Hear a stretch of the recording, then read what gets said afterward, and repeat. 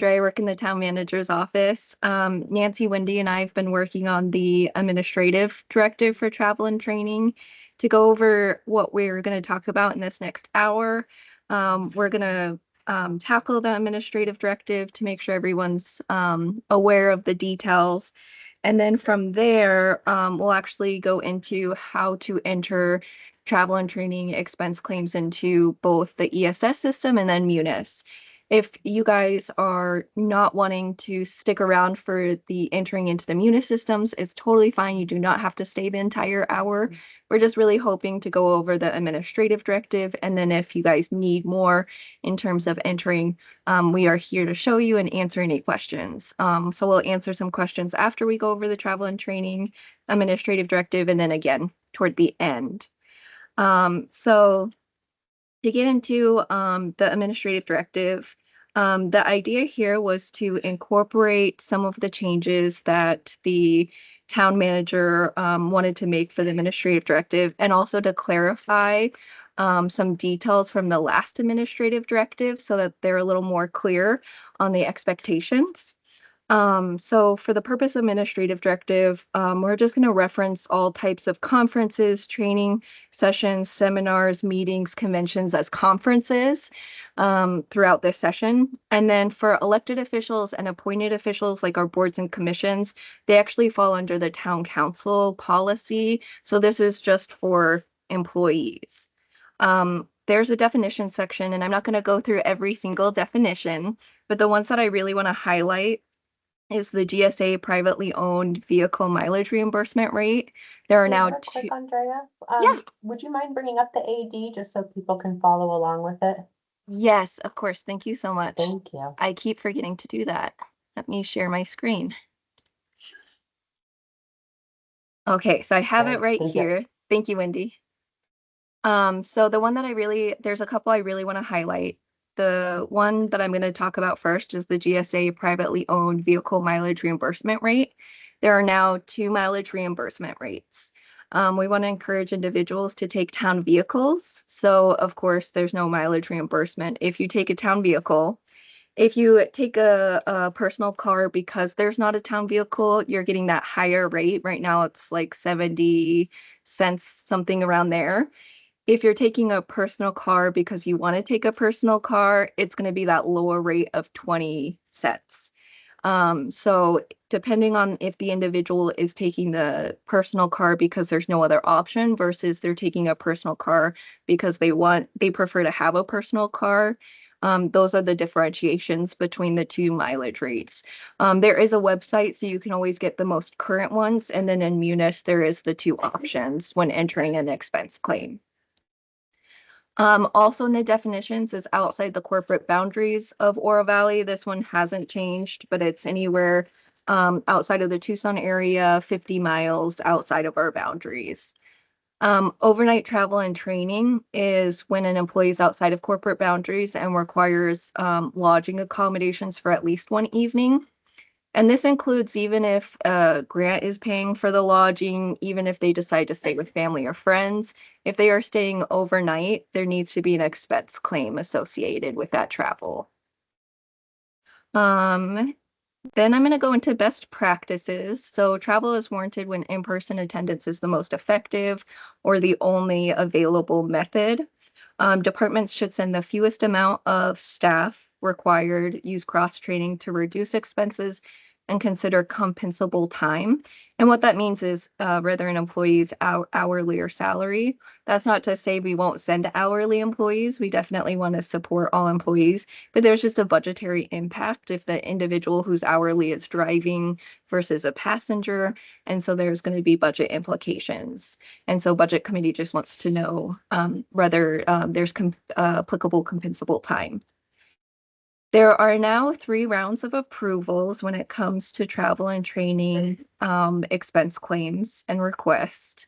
The first one is during the annual budget development process. The second one is estimated claims, and the third is expense claims for actuals. I noticed a hand. Paul Kiesler, you had a question? I did. Back at the whether you use a personal car or you use a town car, Yep. And you said that there's two different rates, and one is if you chose just to use your own car because you wanted to have your car there.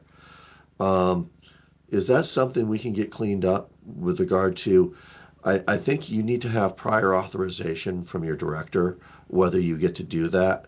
Because if there's a town car available and you're using town gasoline and you're using the town P card, that is more cost effective for the town than if you just decide to take your car. Um, you need to get authorization to be able to take your car. 1,000%, 1,000%. So all these expense claims need to be we'll get into that budget annual process and also the expense claims. All of these need to be approved by department heads and approved by the supervisors. So Okay. that personal car would be if it's approved for them to take a personal vehicle. Town car should always be taken when it's in state ground travel Or a rental car, one of the two. or a rental car. Correct. Yeah. Okay. Just wanted to make sure. Yes. Thank Thank you. you. So for the 3 rounds of approvals, I'm gonna first go into the overnight travel requests during the budget development process. So that's actually happening right now. During the annual budget process development that happens starting around January until adoption in June. What departments need to do is departments will be filling out now an overnight travel budget request form. This should look familiar for those who filled it out. Um, and basically, all the requests must be approved by the town manager and or budget committee. I'll go over some of the justifications a little bit in a second. But these are dictated by the finance department for that budget development process calendar. Typically, departments are going to be filling out this form and then have it ready by the time departments meet with the budget committee in February. Um, and then the budget committee itself reserves the right to approve or reject travel request. Some of the justifications that they'll be looking for is based in priority. If it's an online option, they prefer individuals to go online. If it is online, people won't have to fill out this form since it's not overnight. Local would be next, state, and then lastly, national. Purpose priority, certifications, accreditations. This does not replace the tuition reimbursement. So if it is a tuition reimbursement, it would still be going through HR. This is just for that overnight travel, like a lifeguard certification, that sort of thing. Skill building, career development and advancement, presentations and instructions if someone's speaking at a conference, holding leadership positions with the conference organization, accepting awards on behalf of the town.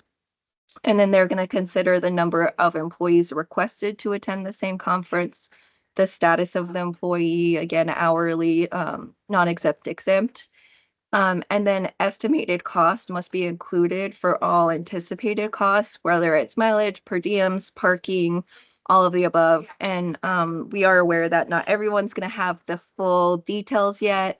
You know, if it's February and you're anticipating the travel training for June of 2026, you may not know registration cost yet, those types of things. So just using reasonable means to come up with those estimates, but they would be all included on this sheet. And if the individual submitting if it looks like the actual cost exceeds this, then it has to go back to the department director to get approval because department directors will not be able to exceed their travel and training lines. So it's important that the ELT and directors are aware when the travel is more expensive than they anticipated. There are two exceptions where where individuals or departments might follow a different process. So anytime an overnight training that requires advanced booking during this budget development process for the following fiscal year, or right now, the current fiscal year. So until the budget is approved in June, we have to have a process and mechanism for approval. So a form would be filled out, say if it's an upcoming conference this June. You would be filling this out. You can always change the dates up here for the fiscal year. You'd be submitting it in, and then it would need the signature of the town manager, CFO, Dave Gephardt, and the department head. The other one is if the overnight request was not presented during the budget development process. So say, come the new fiscal year, it's July, and there's an opportunity to go to a training. You weren't aware of it at the time. You'll have to submit the request form. And again, it's department head Dave and the town manager, Jeff Wilkins, for approval on those. For the estimated expense claims, this is the part where it gets into Munis. So come June, end of June, early July, once the budget is adopted, the overnight travel request form will come back to ELT and the admin support professionals like myself, with some sort of indication that it's been approved. So I'm not going to be entering expense claims until I get this approval back, knowing that it's approved for travel. And the estimated expense claims, I need to submit it before there's any cost incurred by the town. So I shouldn't be getting receipts and then entering estimated expense claims. I should be entering the estimated expense claims. And I'm just going to actually like verbatim, just follow whatever I entered at the time of the budget into the expense claim. Then it will be routed for the department approval, whether it's supervisors or the directors. And those need to be entered again 30 days in advance. That hasn't changed from before. There are a couple exceptions when it comes to the police department for time sensitive trainings if they fall under certification, accreditation, and public safety, in which case they'll be getting the approval from the deputy chief and the chief. So to go into and then one important thing, any expenses without prior approval may result in the rejection of the request and the employee reimbursing the town. So it's really important to make sure that you're getting all of the approvals. And then for actuals, once you arrive back into the town, you are the person on behalf of that traveler will need to submit all the receipts and attachment and complete the Munis expense claim within 2 weeks. To go into cash advances are available, but it's really discouraged. And the big reason is because they're based on estimates. So if you're not aware of the exact meals provided, and say you put in an extra meal and you get back and that employee had a meal covered, they're going to have to write a check to the town or reimburse the town somehow for that meal that was provided. So it's always encouraged to do the per diems in the actual stage when you get back. But if you do want to get a cash advance, the minimum amount is now $100 instead of $50, and it has to be completed at least 30 days in advance of the travel.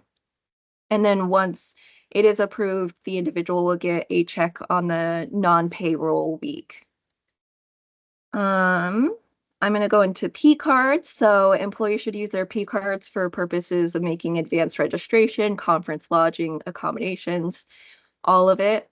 We do specify here that gratuity up to 20% for rideshare like Uber, Lyft, taxis is considered standable and allowable. So you won't have to reimburse the town if you give your Uber driver a tip. If you want to be generous and give more, then you'll have to reimburse that difference. And then the exception to using your P card is that you should not use your P card for any meals on overnight travel and training. And that's because the employee will be receiving a check for it. So this next section and the rest of the AD, Nancy's actually going to go over it for you guys. All right. I am now going to go over the town paid expenses and reimbursable expenses. Those include registration for your conference, transportation, lodging, and your per diem meal allowance. So for registration, the town will pay for your conference registration, not to include any optional activities. Transportation costs, ground travel is recommended for in-state conferences and air travel for out-of-state conferences. Andrea talked about ground travel for in-state conferences and that every effort should be made to take a town vehicle. And she talked about the two different mileage rates. One, if a town vehicle is not available, and the other is if a town vehicle is available, but you choose to take a personal vehicle. For air travel, if you're traveling out of state, you should be using the most economical and reasonable option. One standard round trip seat is reimbursable and one checked bag round trip is reimbursable. If you require an extra bag, say you're speaking at a conference and you need additional materials or equipment to take with you, as long as that is approved by your department director, you would be able to take an extra bag and have it paid for. Lodging. It's appropriate to stay at the hotel of the hosted conference if the costs are not unreasonable and excessive compared to other alternatives around. And lastly, per diem for meals and incidentals are, that's paid for by the town. This is always going to follow the conference agenda.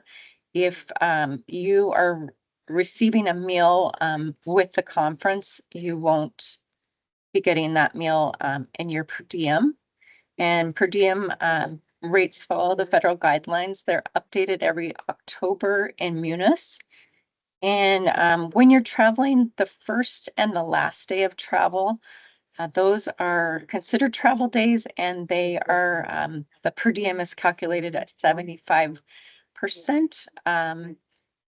And included in the travel and training AD is a little helpful meal window to see what meals are covered. If you're traveling for the whole day, all meals will be covered at 75%. Andrea touched on P cards not to be used for meals during overnight travel. That's what the per diem meal allowance is for. And next I'll go over unallowable and non-reimbursable expenses. And this list is not exhaustive. Additional baggage beyond one checked bag is not included. Additional seating beyond one standard seat. Alcohol. Incidental tips such as housekeeping and bellhops. You will on non-travel days and prorated on travel days, you have an incidental amount in your per diem allowance, and that can be used to cover those incidental tips. In-room lodging expenses such as movies, room service, minibar, that's not included. Lodging within the corporate boundaries of Oro Valley, Andrea talked about it's got to be beyond 50 miles outside.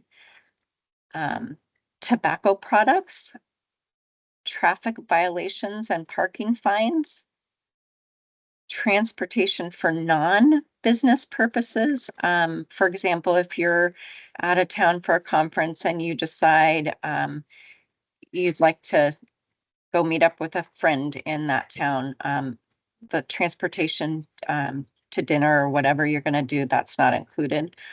Optional activities that that are offered at the conference, those aren't included.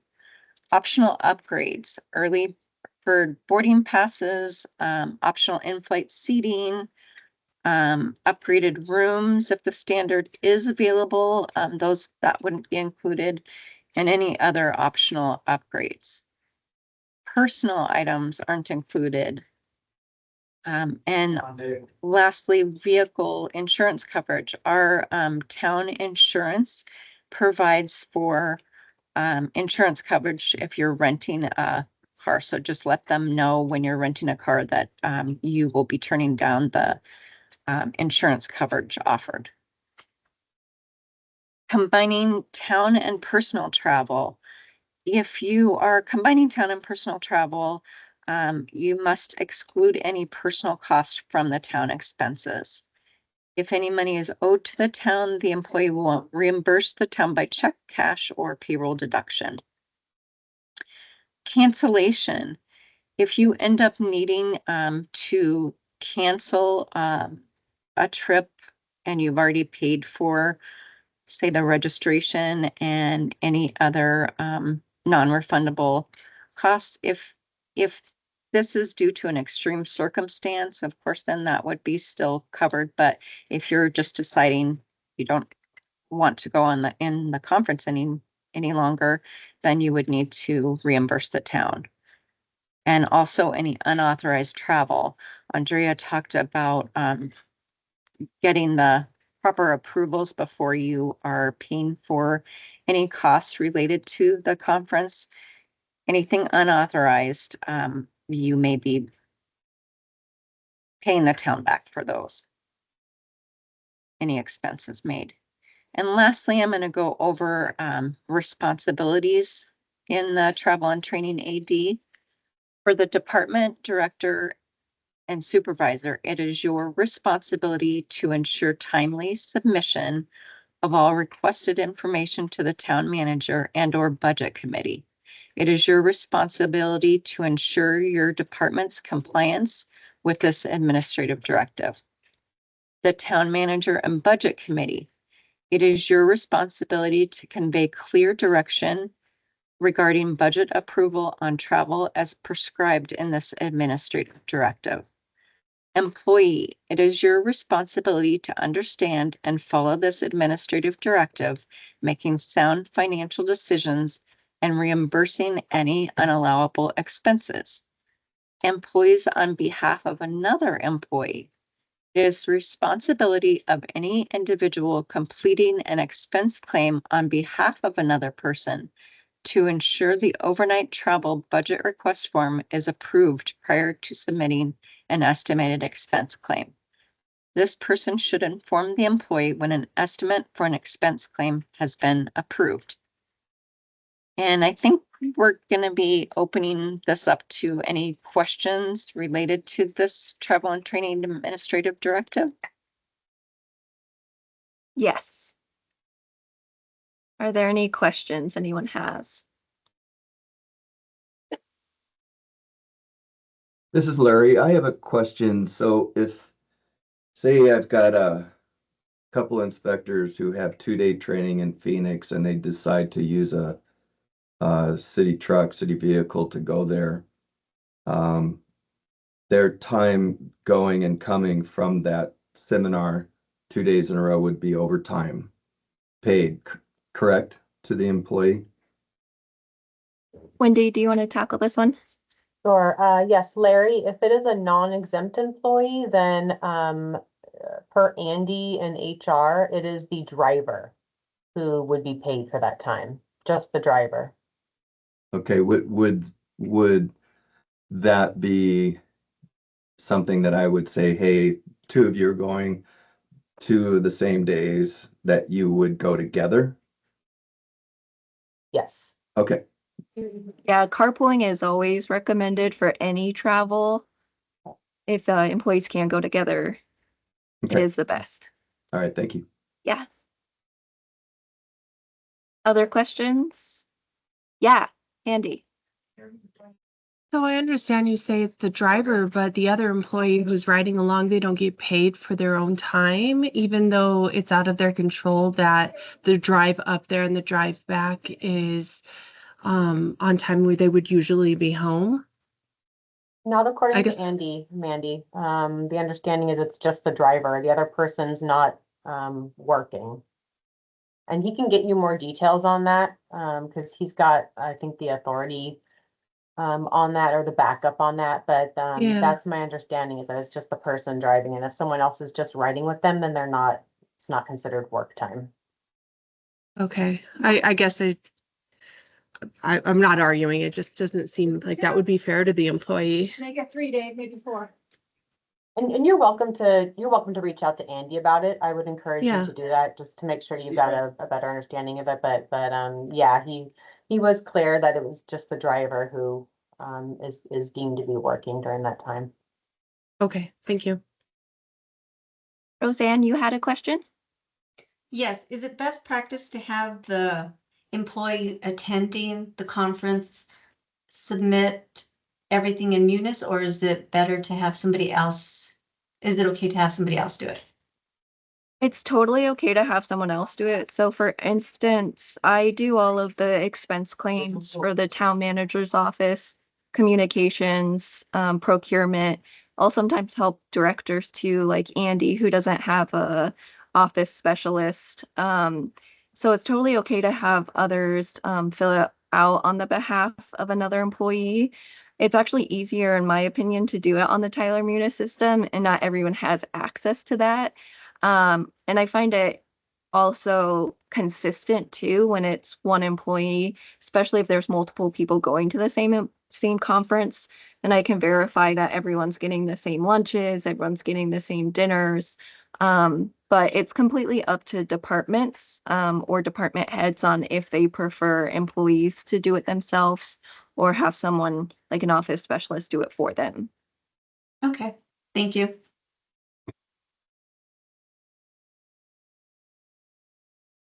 Am I missing any hands? Other questions?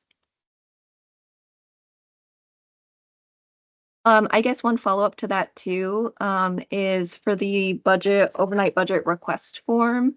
I actually fill all those out for those departments, just because I'm aware of all the expenses like parking, what last year's historical looks like. And so I kind of know what to expect when it comes to conferences and cost.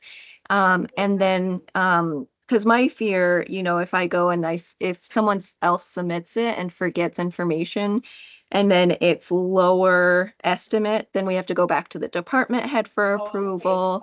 And then, of course, if it has a budget implication where it costs more, then it could have an impact on the overall budget line at the end of the year for the 60/34. Okay, we're good. Thank you. Bye-bye. Well, if there's no more questions, what we'll get into next is how to enter them in the ESS, the employee self-service, and then Tyler Munis system after that. If this isn't something that you're needing, feel free to go ahead and leave. No pressure to stay. But those that would like to stay, that's what we'll do next. Okay.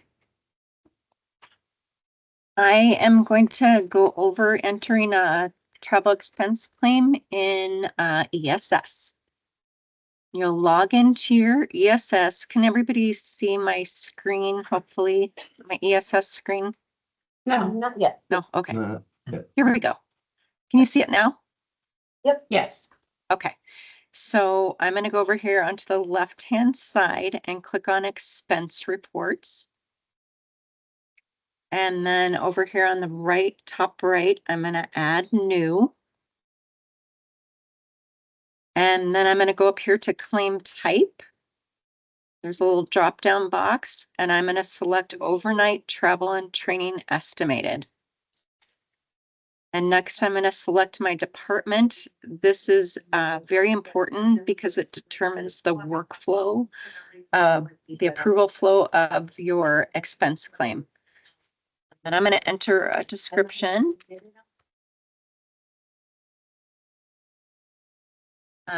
You don't need to do anything for the event. And then I'm going to put in my dates of travel. The dates of travel are going to be really important here. You're not able to, once you attend a conference, you're not able to go back and change the dates of the claim. So it's very important that you have the dates correct. And remember, these expense claims need to be approved 30 days in advance. So for my conference, I'm going to be leaving on Sunday, June 1st. And I'm going to return on Thursday, June 5th. Destination city.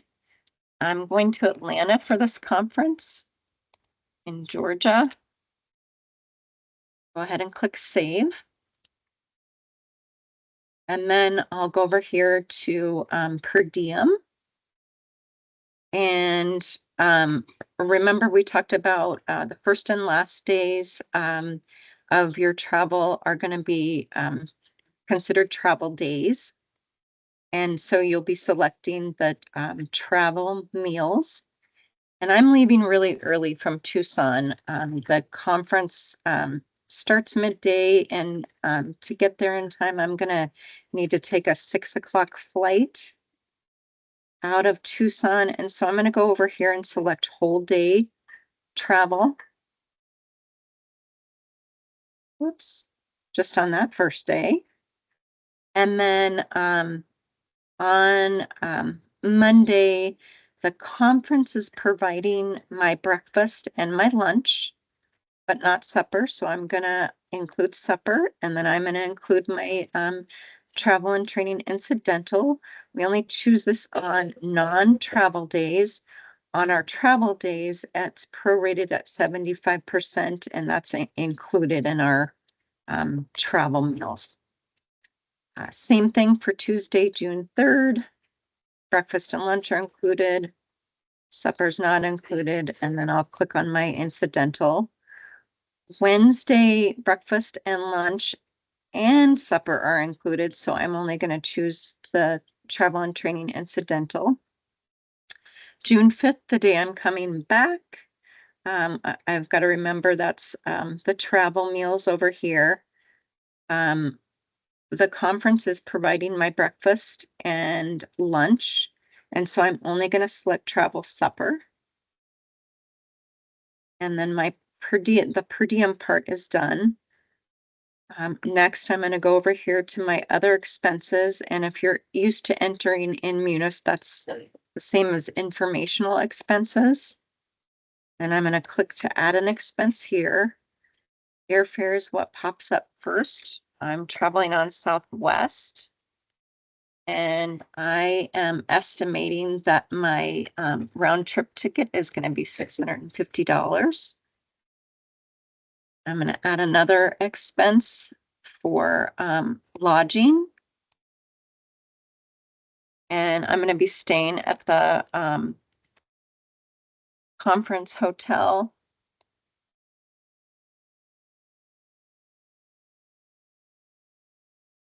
And then I'm going to click on transportation to and from the airport.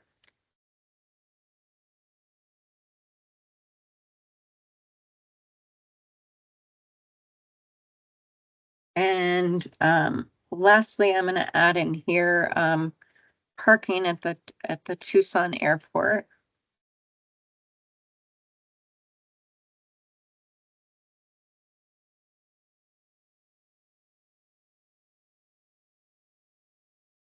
I've got all my informational expenses in there. And then next I'm going to attach my approval that I've gotten in advance. And then I also have the conference agenda. And I'm going to go ahead and update or attach those. And you'll choose your desktop or wherever you have those saved. And then next I'm going to review. Nancy, also just a quick thing, if you were to do cash advances, that cash advance line, you would Right. just copy like the total for the travel supper all the way down Correct. across, and that would be what triggers an advance check. And because my per diem meal allowance is over $100 here, I would be eligible for that. And then now that I'm reviewing everything in here, everything looks correct. And I'm going to go ahead and submit my claim. At that point in ESS, I need to alert my administrative professional staff of my claim number, 949, and let them know that I've created that. They will then go into Munis and allocate the claim for me and release it into the workflow for approval. And that's all there is to the ESS expense claim until you return from your travel. And you'll only be able to do your own claim in ESS. You won't be able Correct. to do others. Was there any questions that anyone had about ESS?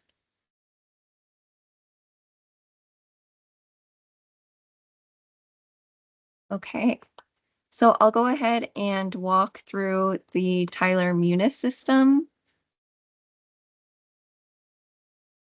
I Oh, think John I does had have a a question. Yeah. Yeah, go for it, This John. isn't specifically about ESS, but something came up when Nancy put in parking at the airport.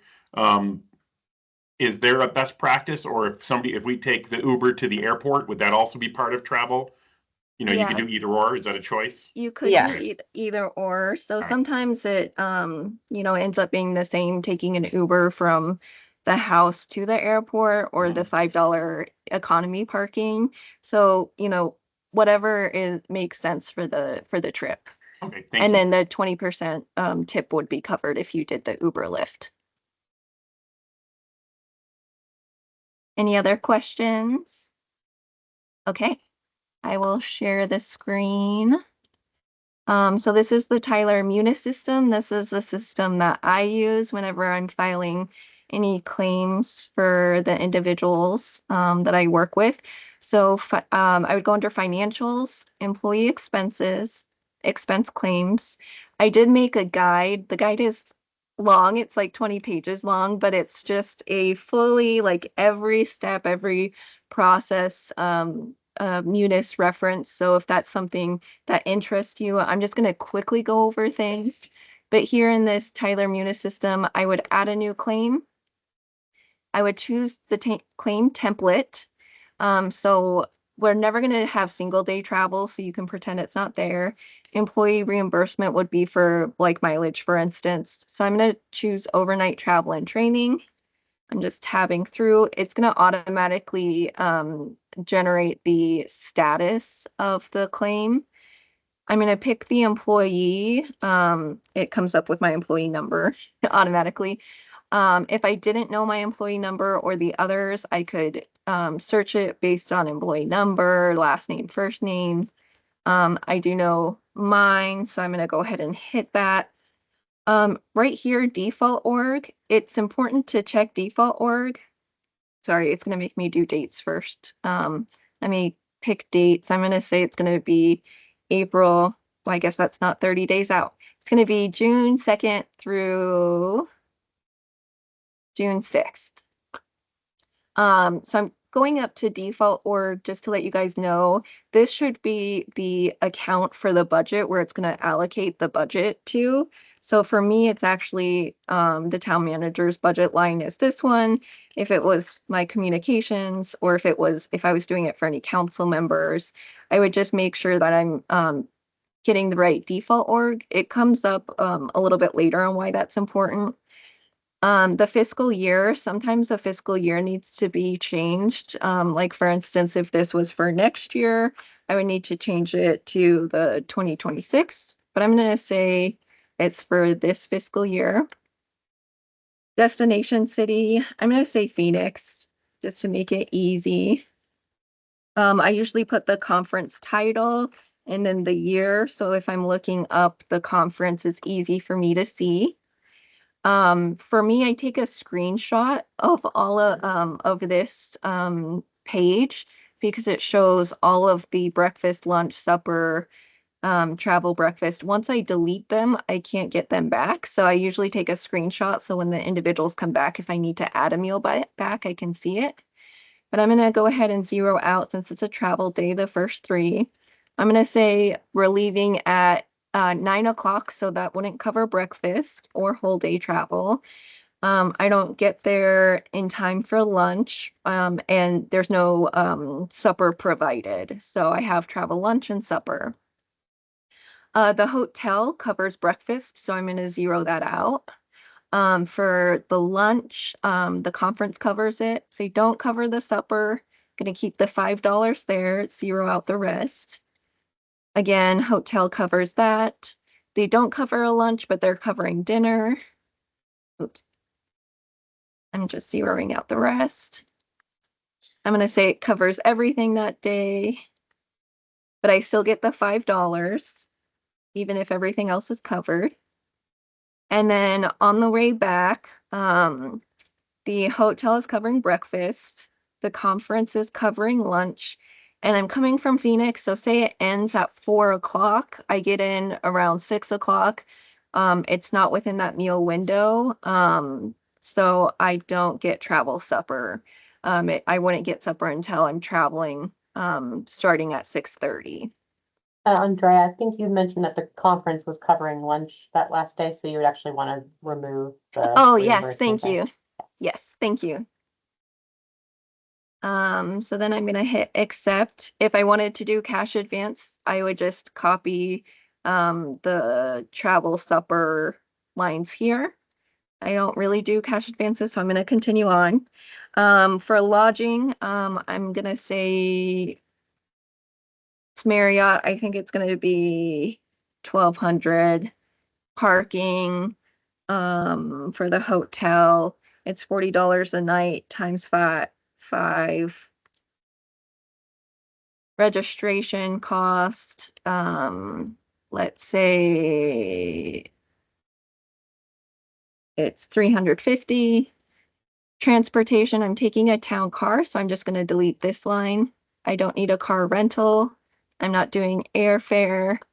If I were to do fuel, I put the cost of what the mileage expense claims, so the department head knows that I'm going to be taking either the my personal car and for which reason. So town car not available at the higher rate, or sorry for the spelling, or town car or town personal one, which would be the lower rate. I'm just going to delete this for now and say I take the town car. No luggage, miscellaneous. So I'm going to go ahead and enter the claim. I'm going to say yes to estimated created. The next step here, I would attach the documents. I'd always attach that overnight travel budget request form that's approved and has all the signatures, and then the conference agenda if I have it. I'm going to allocate. So depending on if you updated this org number or not, the org will generate here. So this is the budget line that I want to charge. If I hadn't updated that line, I would have to go through all 7 of these to change them. So that's usually why I try to change it in the beginning. But if it looks right, I say check budgets, I hit OK, and then the button for promote claim to allocated appears, and then I can release it. And so now it's updated to estimated released. Now, if I wanted to update actuals as the person's registering conferences before they travel, I could hit update and it would go to actual created. So I could actually edit live time and keep it updated as I'm aware what the conference registration actually ended up being, what the hotel actually ended up being. So when they get back, I'm not having to do all of it when they get back. And then I'm also knowing if they're going to be above the estimated claims. But once it's estimated released, it goes to Nancy. Well, it goes actually to the appropriate departments for workflow and then eventually gets to finance. So that's the Tyler Munis system. I'd go back in after 2 weeks, I'd hit update, and then I would fill in the actuals, update all the receipts, and then send it back through for approval. Is there any questions on this or any questions overall?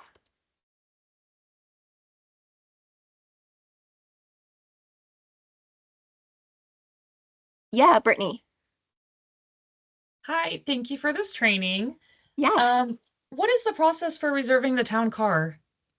Yeah, so it just depends on which vehicles. So I manage the town manager's vehicles, which is usually what the admin building uses, whether it's IT, legal.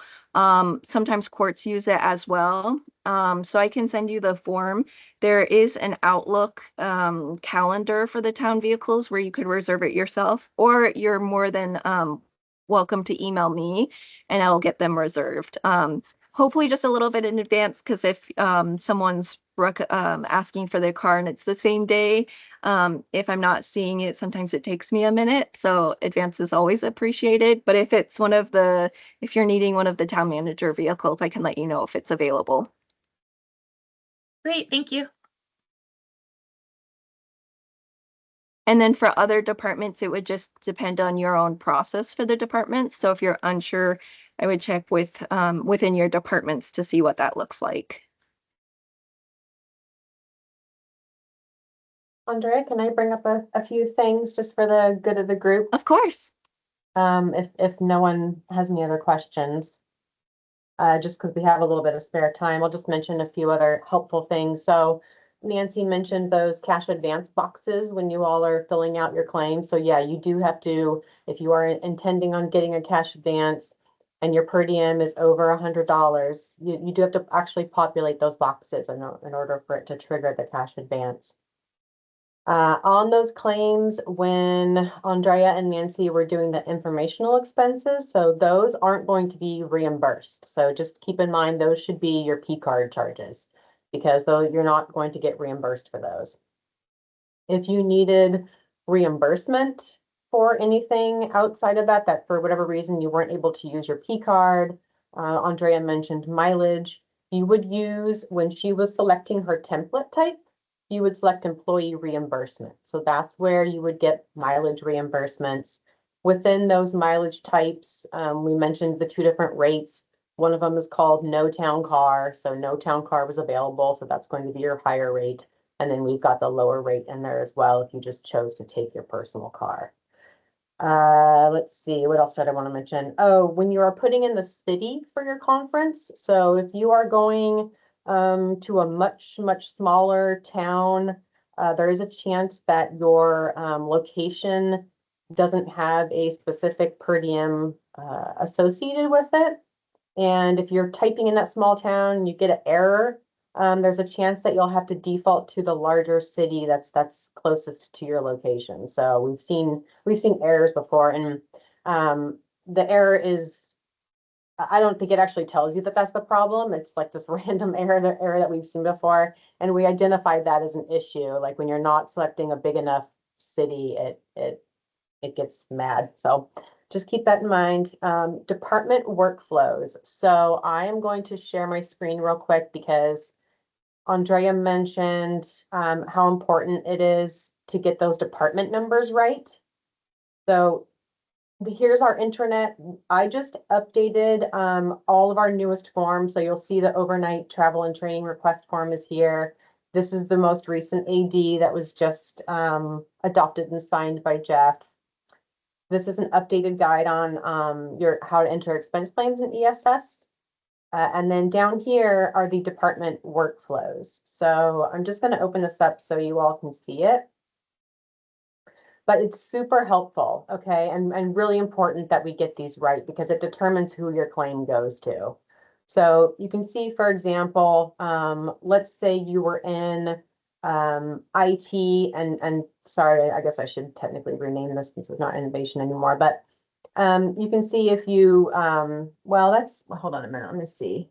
Yeah, so if you were a staff in IT and you were not Scott, you would want to make sure you were not the department director. You would want to make sure you were using 170. So if you put in department 170, I'll kind of help you read this document. Let me see if I can make this a little bit bigger. Step 5 would be the first step. So it would go to Ronnie first for review. So it would go to your admin staff typically.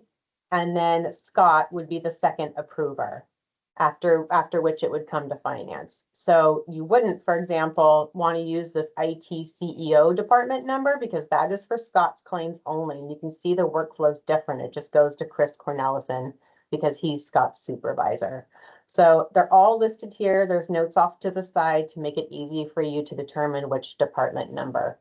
you should be using. So they're gonna look slightly different in ESS, their titles in ESS and just department numbers within Munis. And So just for make sure you're paying attention to that. And again, that is on our intranet page.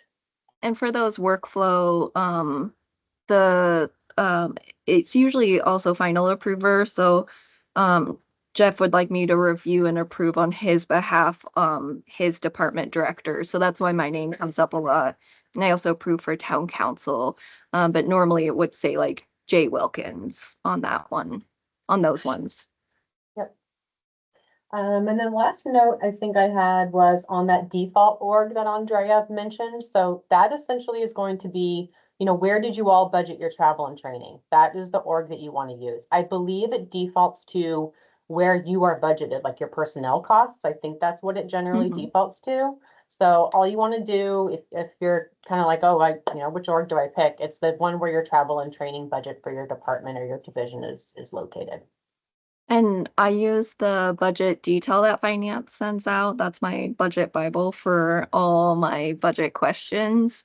And a lot of the administrative professionals in that group would also know if you're unsure about the budget line in which it should come from.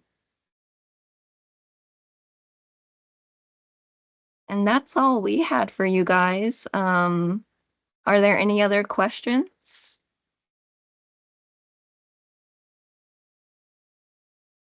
Well, thank you guys. We'll make the recording available. So if you guys have any questions, had to walk away quickly for something, or want to send it to someone else who couldn't attend, we'll make that available. And we'll load it on our internet page as well. And Andrea and I and Wendy are always available for questions if anybody has any questions as you're entering. Thank you all for attending. Yes, thank you. Thank you. Have a Good, good everybody. Monday. Thank you.